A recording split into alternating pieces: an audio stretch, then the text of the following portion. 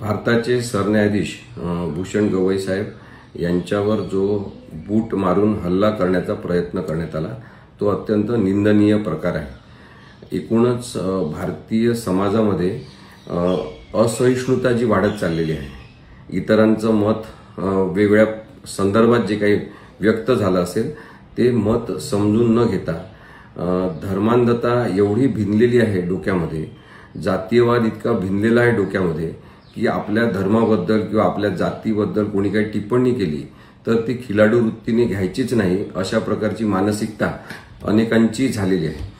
आज सर्वोच्च न्यायालयात जो बूट मारून फेकण्याचा प्रयत्न करण्याचा प्रकार झाला तो अत्यंत निंदनीय अशा स्वरूपाचा आहे। जस्टिस भूषण गवई हे भारताचे सरन्यायाधीश आहेत आणि त्यांच्यावरच बूट उगारण्याचा प्रयत्न करणारा जो माणूस आहे त्यांनी कोर्टातून त्याला बाहेर काढताना ज्या घोषणा दिल्या की सनातन धर्माच्या संदर्भात किंवा आमच्या धर्माच्या संदर्भात असं वक्तव्य केलेलं चालणार नाही, याच्यातून एक अरेरावी आपल्याला दिसते, एक मगरुरी आपल्याला दिसते, गुंडगिरी आपल्याला दिसते।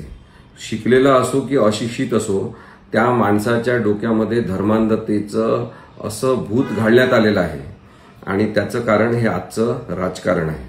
आपण पाहतो की अगदी राजकीय लोकांच्या बेताल वक्तव्यांपासून क्रिकेटच्या मैदानापर्यंत आणि आता सरन्यायाधीशांवर बूट उगारण्याच्या प्रक्रियेपर्यंत सुद्धा असहिष्णुता जी वाढलेली आहे ती अत्यंत घातक आहे, ती हिंसक मार्गावर आलेली आहे। इतरांसोबत आपण हिंसा केली म्हणजे आपण फार महान आहोत अशा प्रकारचा जो आविर्भाव निर्माण झालेला आहे त्याच्यातून कायद्याच्या समोर अनेक प्रश्न निर्माण झालेले आहेत, न्यायाच्या व्यवस्थेसमोर अनेक प्रश्न निर्माण झालेले आहेत आणि इंडिपेंडंट व्यवस्था म्हणून, स्वतंत्र व्यवस्था म्हणून आपण न्यायव्यवस्था निर्माण झाल्याचं पाहतो।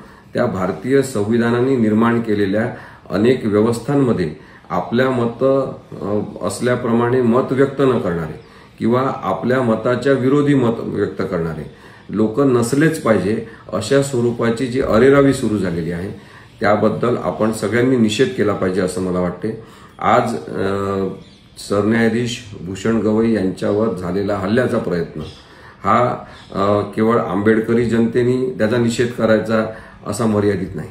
हे दुर्दैव आहे की सगळ्या भारतीय समाजातल्या लोकांनी ज्या घटनेचा निषेध करायला पाहिजे तसं होताना आपल्याला दिसत नाही।